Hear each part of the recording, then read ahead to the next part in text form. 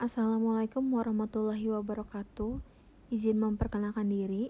Nama saya Sabita Adani Rahman dari Program Studi Teknik Sipil dengan NIM 33362200066. Di sini saya akan memaparkan analisis bahaya bekerja, potensi kecelakaan, dan prosedur K3 di dunia kerja. Berikut adalah beberapa bahan kajian yang akan saya bahas. Yang pertama, bahaya bekerja. Bahaya bekerja di ruang terbatas dan prosedur K3 di ruang terbatas. Yang kedua, potensi kecelakaan. Potensi kecelakaan pada proses material handling baik secara manual atau menggunakan alat. Yang ketiga, prosedur K3. Prosedur K3 material handling secara manual. Yang keempat, prosedur K3. Prosedur K3 material handling menggunakan alat.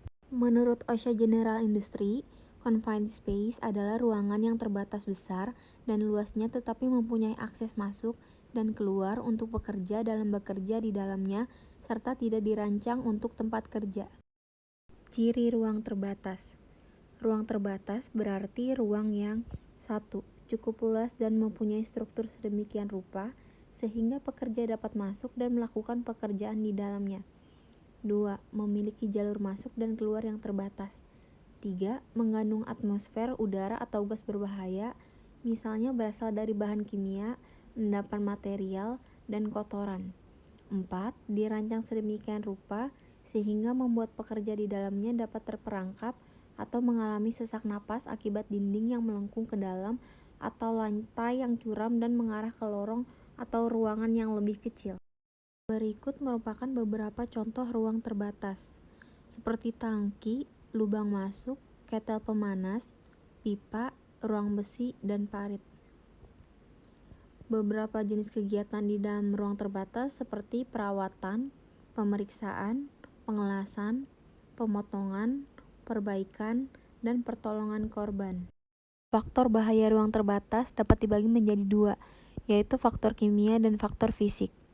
Faktor kimia seperti gas beracun, kondisi oksigen yang tidak normal, bau karena bahan-bahan kimia yang menyengat, gas yang dapat terbakar, paparan zat kimia berbahaya pada fisik manusia. Sedangkan faktor fisik dapat dibagi menjadi beberapa, yaitu bahaya mekanik, bahaya elektrik, bahaya berkaitan dengan konstruksi ruangan, dan bahaya kondisi ruangan.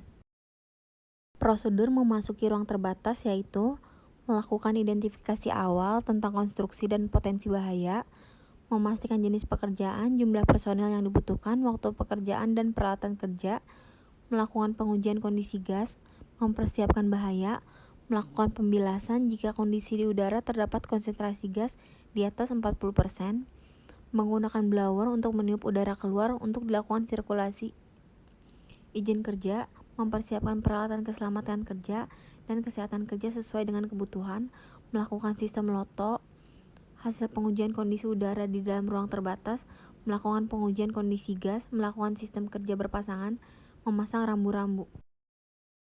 Material handling merupakan salah satu tipe pengangkutan dalam kegiatan transportasi yang ada dalam perusahaan atau industri yang memproduksi barang dengan aktivitas kegiatan pemindahan bahan baku. Tujuan material handling yaitu menghindari penumpukan produk setengah jadi dalam proses produksi, mengantisipasi terjadinya kemacetan aktivitas dalam material handling selama dalam tahapan produksi, dan menyiapkan barang dari input sampai output. Berikut potensi kecelakaan material handling. Sikap tubuh yang tidak alamiah dan dipaksakan atau postur canggung, seperti badan membungkuk, jongkok, atau berlutut. Gerakan berulang seperti sering menjangkau, mengangkat, dan membawa objek kerja. Pengerahan tenaga yang berlebihan seperti membawa atau mengangkat beban berat. Pressure point seperti mencengkram atau menggenggam beban. Bersandar pada bagian atau permukaan yang keras atau memiliki tepi yang tajam. Dan sikap kerja statis seperti mempertahankan posisi yang tetap dalam waktu yang lama. Panduan mengangkat yang aman menurut OSHA atau Consultation Service. 1. Lakukan perenggangan yang tepat. 2. Cek label beban. 3. Sebelum mengangkat selalu lakukan tes beban dan stabilitas. 4. Untuk beban yang tidak stabil dan atau berat, ikuti panduan manajemen. 5. Perencanaan mengangkat. 6. Ketika mengangkat, lakukan perenggangan secara aman, gunakan kedua tangan, hindari pengangkatan dengan tiba-tiba, pertahankan beban dekat dengan tubuh, mengangkat yang benar dengan menggunakan kaki, dan jangan memutar tubuh. Jenis-jenis alat bantu. 1. Troli sederhana. 2.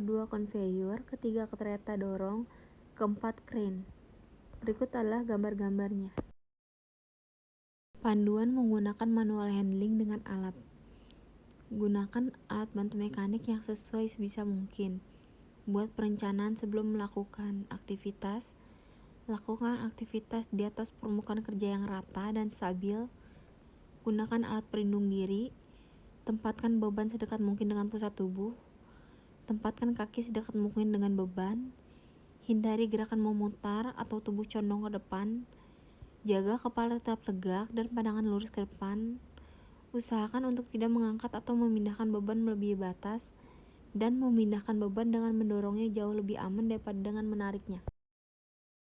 Cukup sekian yang dapat saya sampaikan, kurang lebihnya mohon maaf. Wassalamualaikum warahmatullahi wabarakatuh.